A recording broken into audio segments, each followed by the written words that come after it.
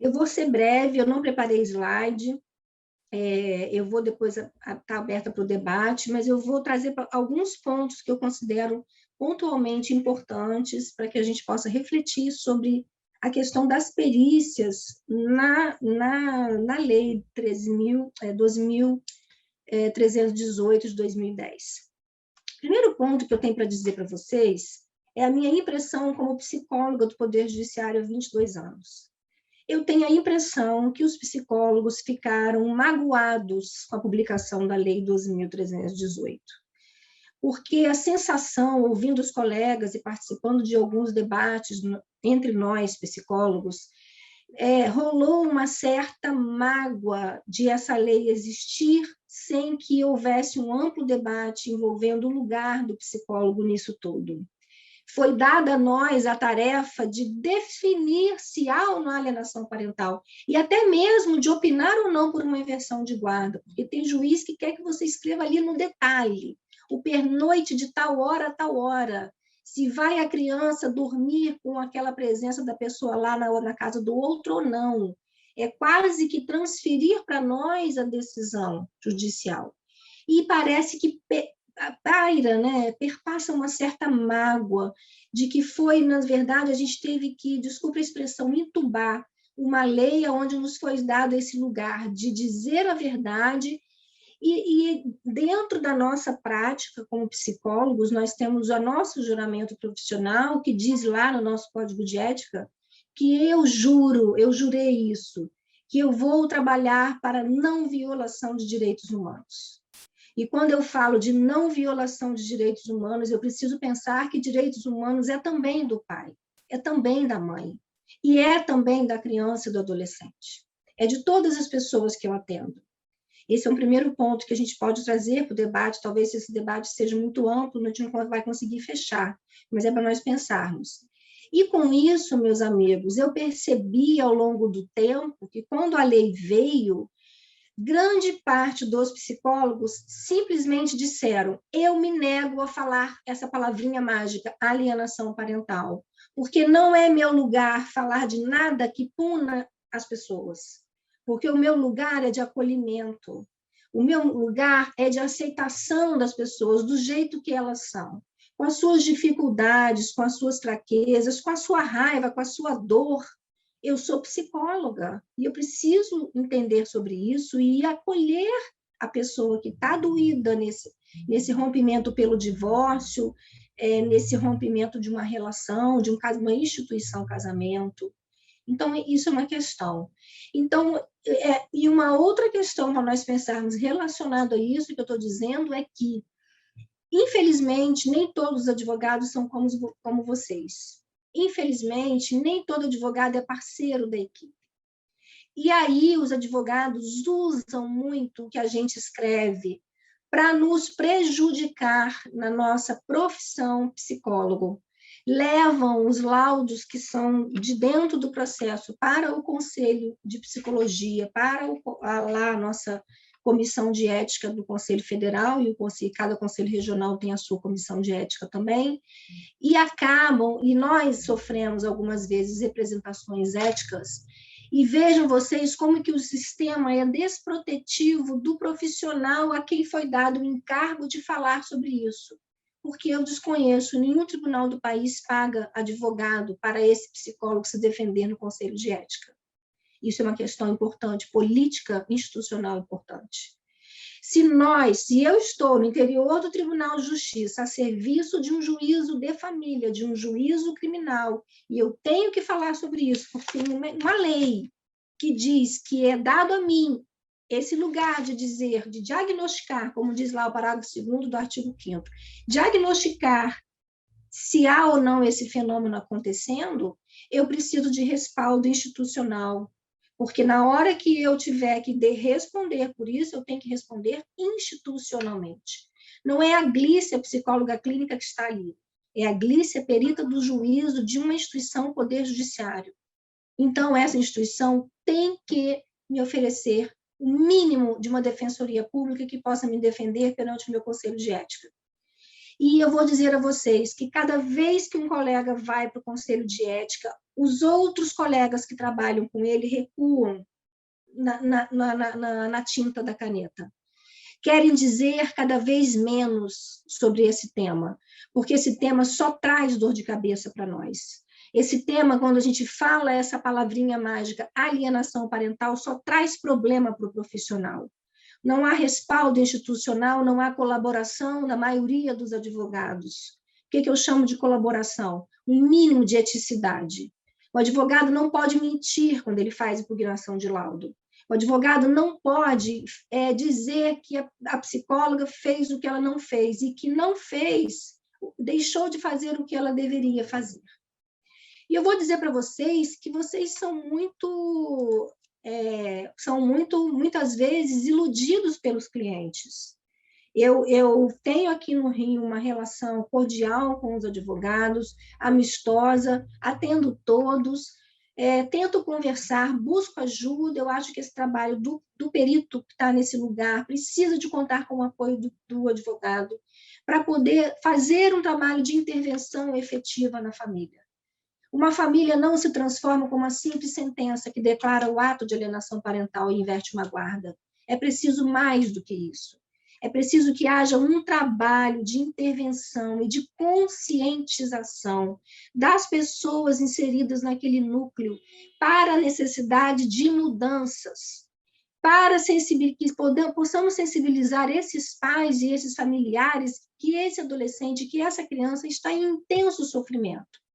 E eu busco sempre o apoio do advogado, conversa com o seu cliente, diz para o seu cliente que o que ele está fazendo não está sendo legal. Para além de me preocupar com o que eu vou escrever, se eu vou escrever alienação parental, eu me preocupo com aquela criança que está ali. E eu acho que esse trabalho de proteção é a ratio final da lei. É isso que quer o legislador, que nós possamos todos formar uma grande rede de apoio para essa criança em sofrimento, retirando dessa criança a coação, retirando dela essa vivência de liberdade. A Lei 13.431, de 2017, que alterou dispositivos do ECA, ela trouxe lá que a alienação parental é uma espécie de violência psicológica contra a criança e adolescente. Então, vejam bem que o fenômeno é grave.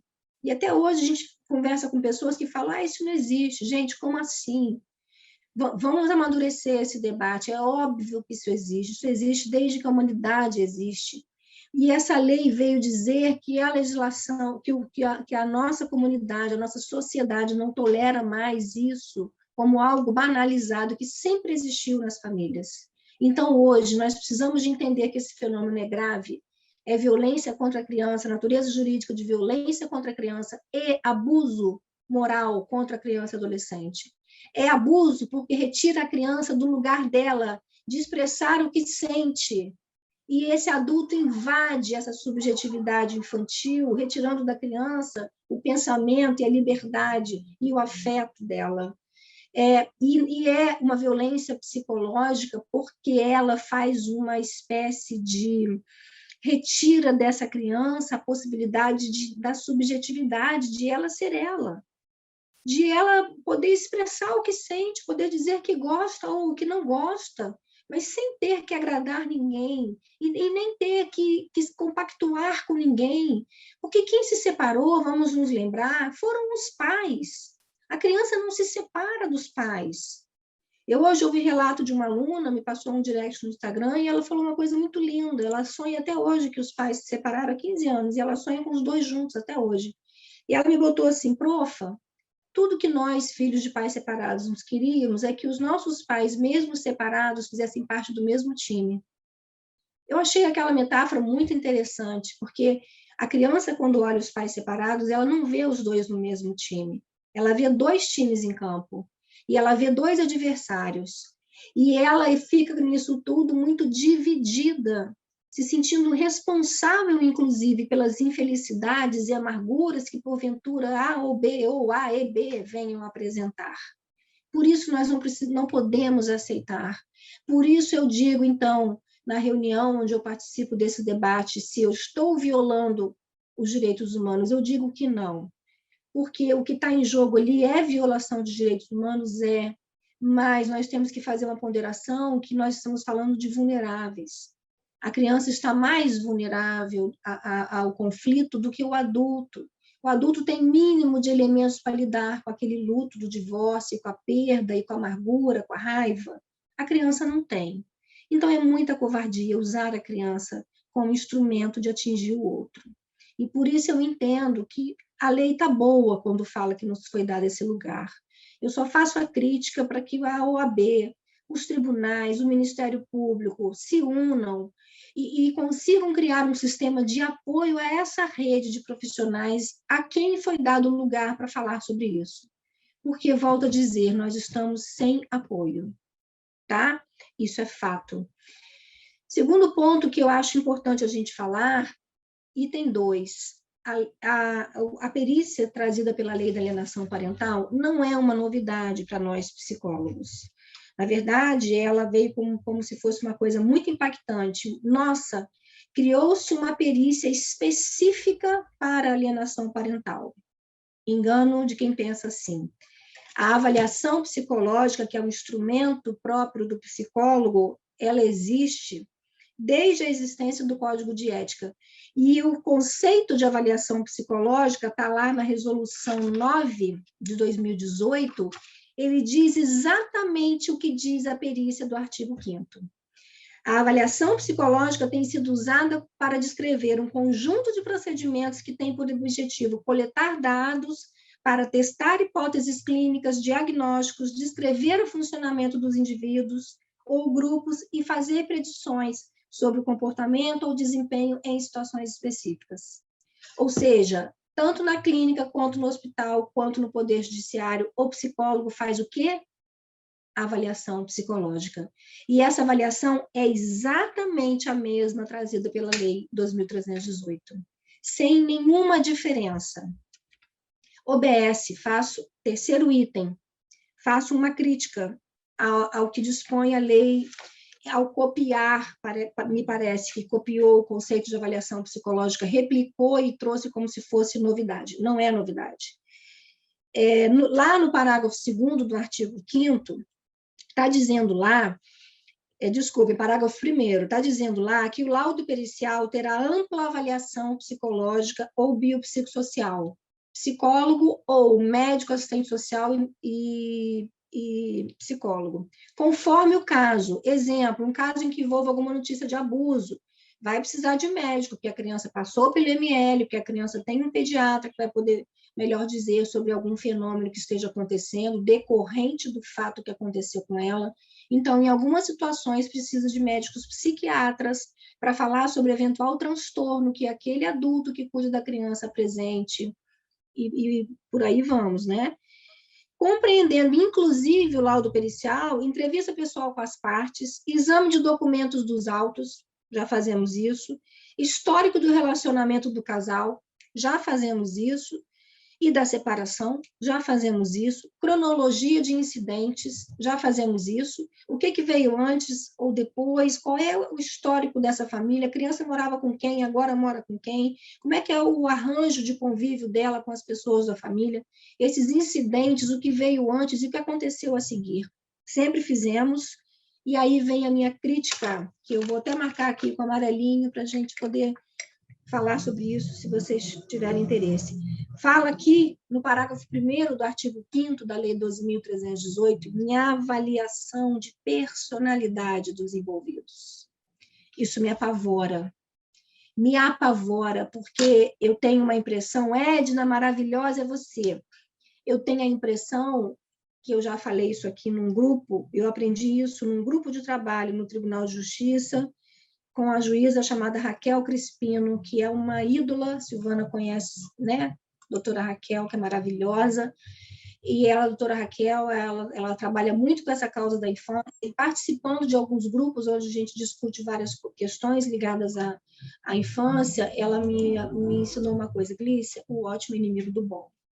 Sempre que a gente for falar de política pública, ou de questões institucionais, não adianta a gente prever uma coisa maravilhosa se nós não temos nem o básico. O ótimo é inimigo do bom. Então, meus amigos, a minha opinião, baseada na minha experiência de 22 anos de TJ, é que nós não temos condição de fazer avaliação psicológica dos envolvidos, até porque isso não é o principal numa ação. O principal objeto da avaliação psicológica dentro da esfera do Poder Judiciário é os vínculos, é a relação da criança com aquelas pessoas da família, com tanto o pai quanto a mãe, quanto a família extensa ou ampliada. Não estou ali para fazer diagnóstico de personalidade, não tem nem instrumental para isso. Quando a gente fala em diagnóstico de personalidade, isso requer tempo, isso requer testagem, testes projetivos, testes objetivos, ambiente neutro. Nós não temos nenhuma das premissas exigidas eticamente para realizar avaliação de personalidade. E eu não sou juiz para ficar julgando as pessoas. Mais um ressentimento dos psicólogos aqui. Me foi dito aqui que eu tenho que avaliar a personalidade, dizer se fulano é bom pai ou mau pai, dizer se fulano é má mãe ou não. Eu não tenho que dizer isso, eu tenho que falar da criança, de como a criança percebe aquele pai, de como a criança percebe aquela mãe. Eu tenho que decodificar esse desejo da criança e do adolescente. Eu não tenho condições para falar sobre personalidades de envolvidos. Inclusive, esse termo é atécnico, empregado aqui nesse lugar. Porque quando a gente fala em avaliação de personalidade, a gente fala numa coisa chamada diagnóstico diferencial, psicodiagnóstico diferencial. Já estudamos sobre isso, eu falo sobre isso. O psicodiagnóstico ele precisa de um espaço clínico, de um ambiente neutro, de 8 a 10 entrevistas, com cada um para, ao final, o psicólogo poder fazer um laudo de personalidade. Então, a lei falhou aqui, o ótimo é inimigo do bom. A gente não tem nem o básico, que é o psicólogo dizer sobre alienação. Nós vamos querer que ele faça, então, estudo de personalidade? É isso mesmo? Pelo menos é o que está na lei, mas nós não temos estrutura para fazer. E quando vem uma impugnação de laudo dizendo que eu não fiz avaliação, eu justifico fundamentando nos laudos, no psicodiagnóstico diferencial, na resolução do SATEPSI, que é um sistema de testes que nós temos, disponível no www.cfp.org.br. Lá fala sobre todos os tipos de testes e para que serve cada teste. E nós temos um arsenal de testes de personalidade. E nós não temos no Tribunal de Justiça estrutura para fazer isso, porque não há neutralidade exigida para que se faça psicodiagnóstico diferencial. Tá? Isso é um ponto. Terceiro item, estou caminhando para o quarto item, que é meu último. A lei fala que tem que ter necessidade de comprovação acadêmica ou profissional. A lei veio em boa hora falar disso, porque, de acordo com a pesquisa do IBDFAN e com a minha impressão pessoal, não há capacitação sobre esse tema. É necessário, sim, especificamente, que se conheça melhor esse tema, esses meandros desse fenômeno chamado alienação parental. Porque é uma avaliação como outra avaliação psicológica, em princípio. Mas, se o avaliador não conhecer como acontece exatamente isso, ele pode, muitas vezes, deixar de ser técnico, ou ele ir até o meio do caminho, porque fala-se muito em conflito de lealdade. A criança apresenta conflito de lealdade. Olha, quem é técnico distingue o que é conflito de lealdade de ato de alienação parental. Tem distinção. Tem distinção de conflito de lealdade com ansiedade de separação. Tem distinção. Então, há distinção técnica entre uma coisa e outra, conflito de lealdade, ansiedade de separação, ato de alienação parental, apego patológico, por exemplo, de uma criança com um adulto, que ela se submete, então, aos comandos daquele adulto. Tudo isso tem nome e tem especificidades. Por isso é importante que a gente estude especificamente de alienação, porque quando eu for fazer laudo envolvendo essa demanda, eu preciso explicar bem que não é só um conflito de lealdade, é mais do que isso. Ele beira uma ansiedade de separação, por exemplo. Ele é uma espécie de apego patológico, no caso concreto, por exemplo. Não é só conflito de lealdade. Porque conflito de lealdade virou uma coisa qualquer em todos os processos em que tem conflito. E daí não precisa do psicólogo falar isso, né, gente? Então, essa é a crítica que eu faço, que é importante a capacitação, e essa foi, sim, uma realidade trazida pela pesquisa do IBDFAN, falando que há uma carência de profissionais capacitados, e eu concordo, né, com isso absolutamente. Item 3 da minha colocação. Eu discordo que, para declarar o ato, precisa de perícia. Isso é importante a gente falar. Por que eu discordo? Porque a lei não falou em comportamento da criança. A lei falou em comportamento do adulto e trouxe esse rol de forma bem objetiva. As pessoas podem concluir, com base naquilo que elas têm, uma inicial robusta, uma contestação robusta, e outras provas que venham a surgir ao longo do processo, por alienação parental. E eu percebo que os juízes, porque há o artigo 5º que manda para a equipe, os juízes, então, acabam se deslocando dessa função de declarar o ato. Porque, gente, nada mais é do que violência contra a criança. O juiz da infância não declara que tem violência quando ele suspende o poder familiar e julga procedente um pedido de adoção? Não vejo por que a vara de família, o juiz não pode declarar que tem uma violência e ele vê a violência com base nas provas do processo, na hora da entrega de uma criança, por exemplo, um bate-boca na frente da criança, uma filmagem de uma pessoa falando assim, com o dedo na cara, na mão, na cara da criança dentro do elevador, minutos antes de se encontrar com o outro genitor. Não há provas, então, de violência? A criança coagida ou laudo médico dizendo que tem lesões psicossomáticas de cunho emocional? Não dá para divertir esses pais para pararem de brigar? Então, não precisa de laudo de psicólogo para o juiz, ab início, declarar o ato. O que eu concordo amplamente, que vai em consonância com o que a Melissa trouxe, é que nas aplicações de decisões em que envolvam uma radicalidade, vamos dizer assim, ou atos mais extremos, como, por exemplo, a inversão da guarda, aí eu entendo que seria importante. Uma inversão provisória, não, mas uma inversão definitiva, sim. Para que essa criança possa, para que o juízo de família possa ter notícia de que a criança está adaptada, que está havendo uma evolução de vínculos com aquele genitor que fora anteriormente alienado. É importante para a estabilidade da criança, tá? E para fechar, eu queria dizer também que eu concordo com todas as sugestões dadas pelas pessoas que participaram da pesquisa, de qualificar profissionais, precisamos de muita qualificação, de capacitação, é verdade.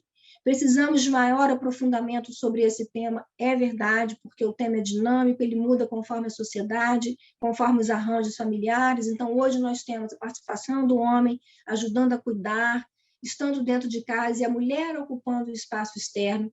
Precisamos aprofundar isso. Precisamos aprofundar a relação de alienação parental com violência doméstica.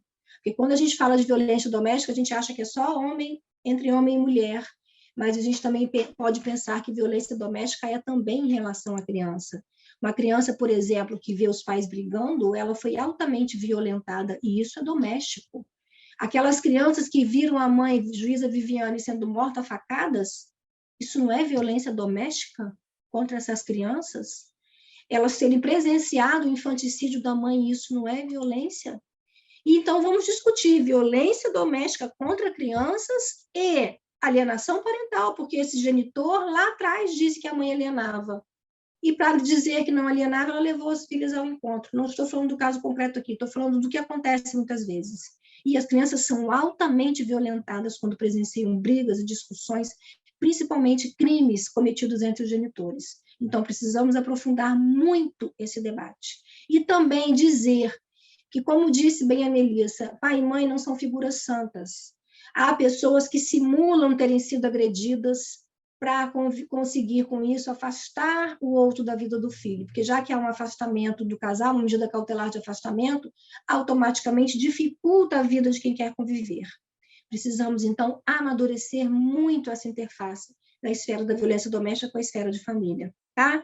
E, por último, para fechar, concordo também que nós precisamos compreender os limites das perícias. Gente, a perícia, ela é um exame, uma avaliação, um estudo técnico feito por um expert. Está lá no 464 do Código de Processo Civil e no 159 do Código de Processo Penal. O expert vai estudar dentro daquilo que se apresenta para ele uma realidade. Então, é um recorte de uma realidade de uma família. Não é a história inteira daquela família. E nisso há limitações. Nós não temos bola de cristal, nós não podemos fazer previsões de comportamento. Esse é um dos limites. Nós podemos, sim, baseados nos fatos A, B e C, inferir mas nunca fechar uma situação. E se tratando de seres humanos, nós temos que olhar amplamente, né, como a Melissa falou, para as nossas possibilidades, tá? E se ainda houver tempo, não sei se eu trouxe um poema de Fernando Pessoa, se a Renatinha quiser botar no final do debate para a gente poder fechar. Que nós precisamos, sim, de tudo ficaram 3 coisas: a certeza de que estamos começando, a certeza de que é preciso continuar, a certeza de que podemos ser interrompidos antes de terminar, fazer da interrupção um novo caminho, fazer da queda um passo de dança, do medo uma escola, do sonho uma ponte. Olha a nossa ponte aqui, da procura um encontro, e assim terá valido a pena existir. Muito obrigada, BDFAN, aos amigos queridos pela oportunidade. Obrigada.